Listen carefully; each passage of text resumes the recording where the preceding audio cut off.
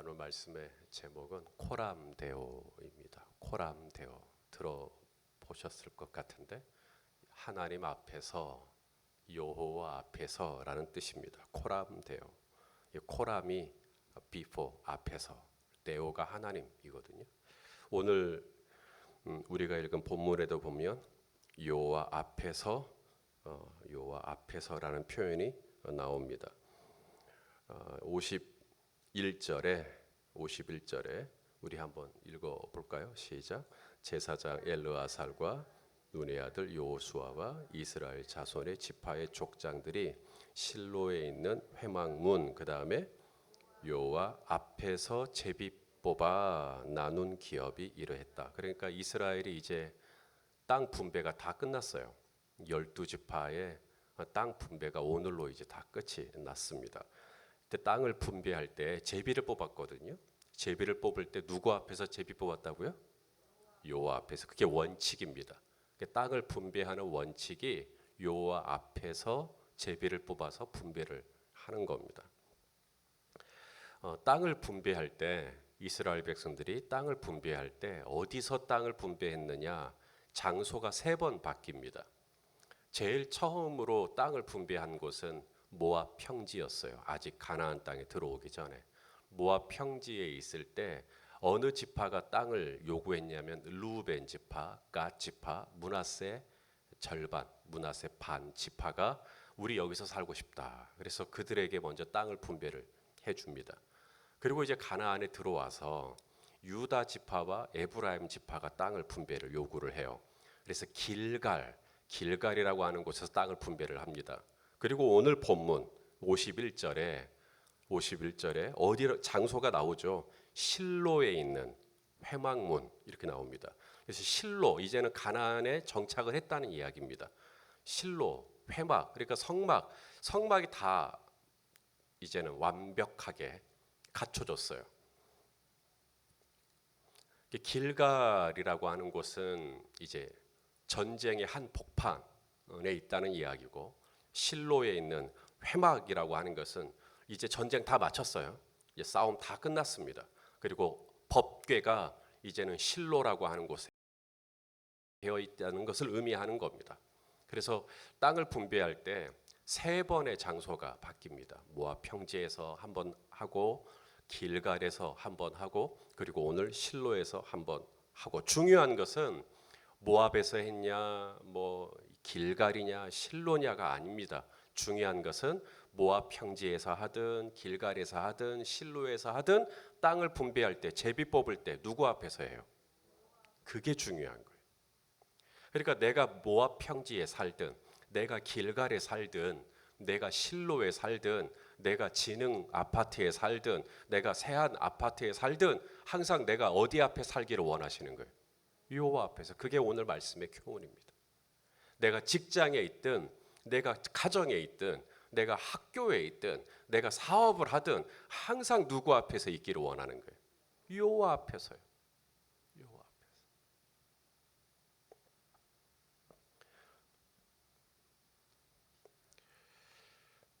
자, 그런데 이 여호와 앞에서 그게 쉽지가 않아요.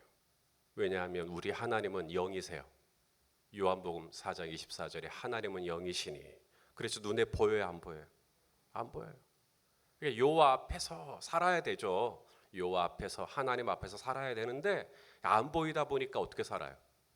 그래서 내 마음대로 살 수 있는 확률이 높아요. 안 보이니까. 그러다 보니까 그냥 내 눈에 보이는 대로 판단하고, 내 귀에 들리는 대로 판단하고, 그래서 여호와 앞에서 살아야 되는데 그냥 내 마음대로 살아버릴 때가 얼마나 많은지 몰라요. 오늘 본문에 단지파가 나옵니다.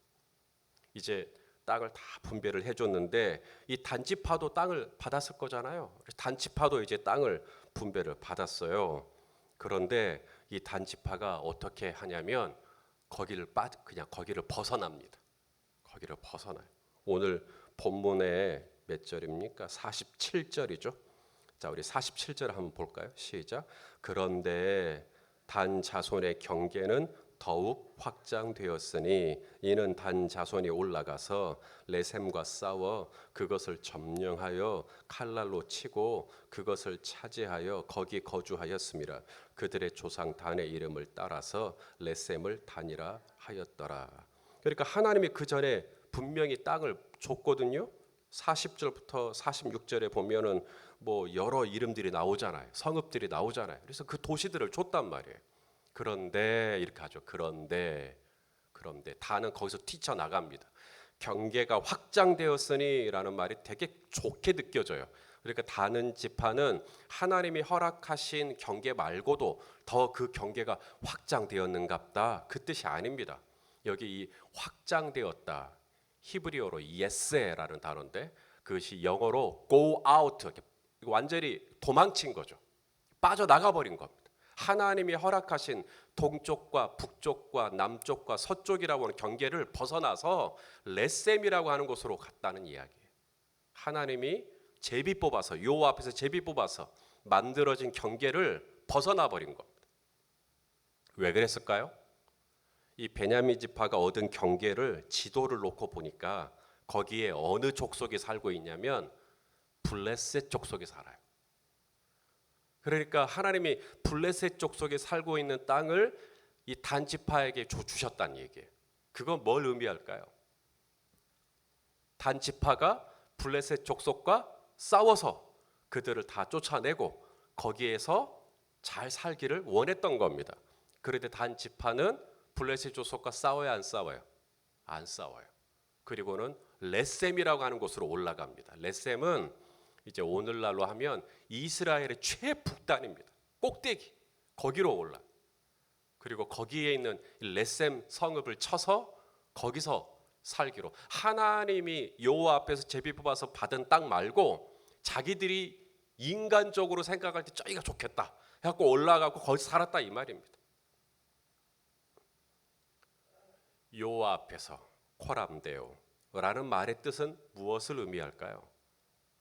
그것은 한마디로 말하면 한 단어로 말하면 영적 전쟁입니다.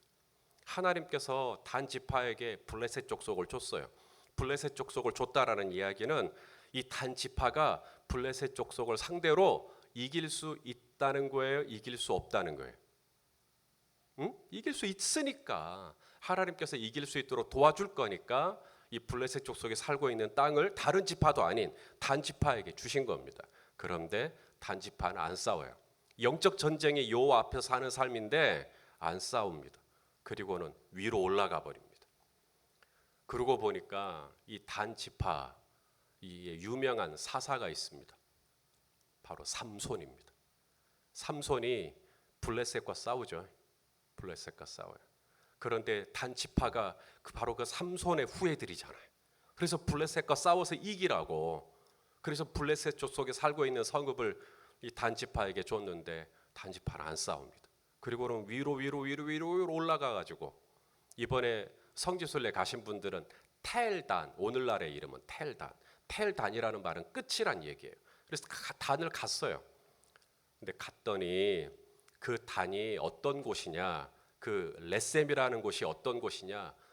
마귀가 들끓는 곳이에요. 우상 숭배가 들끓는 곳입니다. 텔단이라고 하는 곳에 갔더니 거기에 로마 황제 우상이 있고요. 또 제우스라고 하는 그리스 신화에 나오는 그 신이 있고요. 또 그 옆에는 판신이라고 하는 파니우스. 이게 사람의 몸도 절반이고 그 밑에는 염소고 그래서 약간 변태적인 그런 이상한 마귀를 섬기는 그런 곳에 갔다는 거예요. 레셈. 그래서 사사기에 보면 이스라엘 12지파 중에 우상 숭배를 한 지파가 단 지파입니다. 나중에 이스라엘이 북이스라엘하고 남유다로 쪼개지죠. 북이스라엘이 두 곳에다가 우상을 설치하죠. 황금 송아지. 그때 베들레헴의 한 곳, 그 다음에 단에다가 한 곳, 단. 그래서 이 단이라고 하는 곳은 이스라엘의 역사 속에서 처음부터 끝까지 우상 숭배하는. 단 지파에게 하나님께서 맡기신 땅이 원래 있었어요. 거기를 블레셋 족속이 살고 있는 땅입니다. 그들과 싸워서 그들을 다 쫓아내고, 그래서 그 성읍을 깨끗하게 하고 그 땅을 하나님이 원하시는 기업으로 만들어내는 것이 단지파의 미션이었어요. 단지파는 여호와 앞에서 받은 땅이 마음에 안 드는 거예요. 에이, 우리에게 이런 부담스러운 땅을 주다니. 그리고는 위로 올라가는 거예요. 그리고는 그 마귀가 들끓고 있는 그곳에 가서 사는 거예요. 그리고는 이스라엘 중에 제일 먼저 더럽혀지는, 하나님이 있으라는 곳에 있어야 되는데, 하나님이 하라는 일을 했어야 하는데, 그걸 벗어나서 자기 힘으로 뭔가 해보려고 하니까 오히려 제일 먼저 더럽혀지는 이 모습을 우리가 보게 됩니다.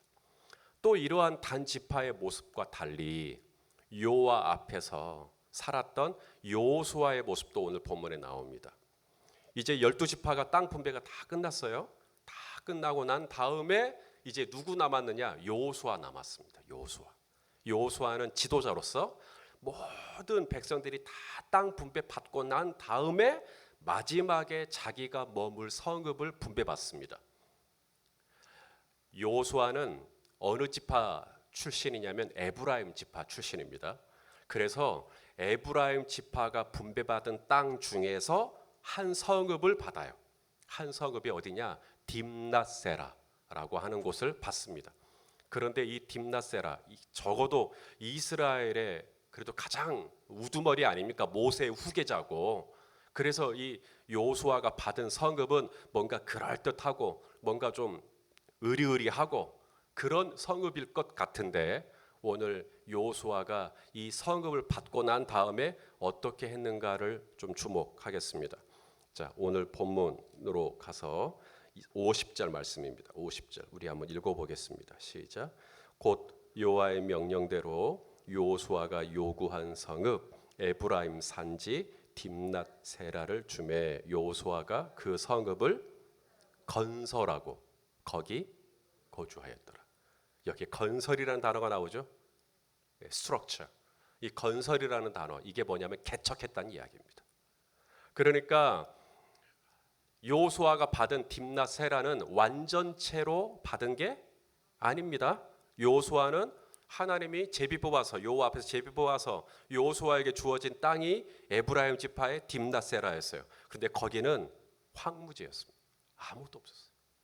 그런데 여호수아는 아니 내가 그렇게 고생해갖고 이 백성들을 이끌고 가나안 땅에 와서 이마만큼 정착시키고, 그런데 나에게 겨우 이거 마음에 안 드네. 그리고는 딴 데로 간 게 아니라 여호와 앞에서 우리 주님이 주신 땅인 줄 알고, 우리 주님이 맡기신 성읍인 줄 알고 거기를 뭐 했다는 거예요? 건설했다. 그리고 거주했다. 하나님이 주신 경계를 벗어나요, 안 벗어나요? 안 벗어납니다. 똑같은 코람데오예요. 단지파도 코람데오, 하나님 앞에서 제비 뽑았고, 여호수아도 하나님 앞에서 제비 뽑았고. 근데 다르잖아요. 한 사람은 하나님 앞에서 뽑힌 이 딥낫세라를 내게 주신 기업인 줄 알고 겸손하게 그걸 인정하고 그걸 건설합니다. 개척해요. 그리고는 거기 거주합니다. 거기 머물러 있어요. 또 한 사람은 마음에 안 들어요, 거기가. 그래서 뛰쳐나갑니다. 뛰쳐나가요. 예세 뛰쳐나가요. 그리고는 딴 데다가 만들어버려요.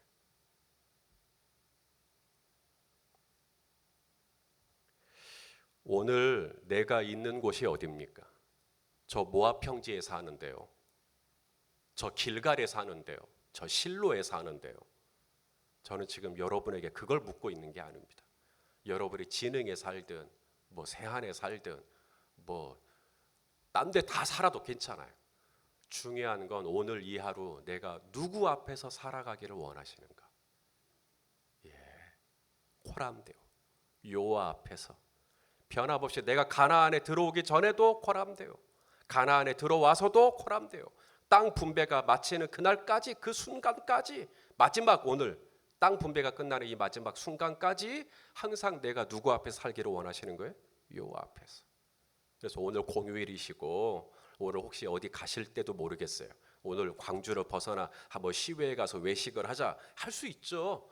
중요한 것은 그곳이 담양이 됐든 장성이 됐든 영광이 됐든 항상 여호와 앞에서 살아가는 거예요. 여호와 앞에서. 내가 이전에 이런 장사를 하고 이번에는 이런 장사를 하고 그게 중요한 게 아니라 항상 여호와 앞에서 살아가는 거예요. 여호와 앞에서 살아간다라는 말이 무슨 뜻이라고요? 영적 전쟁하는 거예요. 이것이 하나님이 내게 주신 기업인 줄로 알고 블레셋과 싸워서 이기는 거예요. 딥나세라를 건설하고 거주하는 거예요. 땅을 분배하고 땅을 기업으로 얻게 하는 건 하나님의 몫이고, 그 땅을 개척을 해서 그 땅에 이미 살고 있는 가나안 족속을 몰아내는 일은 내가 할 일인 겁니다. 하나님께서 단지파에게 블레셋 족속을 맡기셨다면 전제가 있겠죠. 블레셋과 싸워 이길 수 있는 모든 지혜와 힘과 능력과 필요한 것을 다 채우겠다는 하나님의 약속이 그 안에 담겨 있는 겁니다. 그런데 그것을 믿음으로 바라보지 못하면 레셈이라고 하는 엉뚱한 곳으로 가서 살아버려요. 거기서 온갖 마귀와 같이 살게 되는 것이죠. 그런데 여호수아는 그 텅 빈 황무지 같은 딥나세라를 건설하고 개척하고 일구고 가꾸고 주님이 내게 주신 것이다 생각하고 하는 거예요. 여호와 앞에서. 그랬더니 되잖아요. 후손이 복을 받아요. 사랑하시는 성도 여러분, 오늘 이 하루도 내가 어디서 사느냐가 중요한 게 아니라 누구 앞에서 살아가느냐. 여호수아처럼 코람되어 하나님 앞에서 살아가는, 그래서 하나님 앞에서 하나님이 주신 줄로 알고 믿음으로 건설하고 개척하고, 그렇게 해서 하나님이 머물러 한 곳에 거주하는 그런 믿음의 삶을 오늘 살아내시기를 예수님의 이름으로 축원합니다. 기도하겠습니다. 아버지,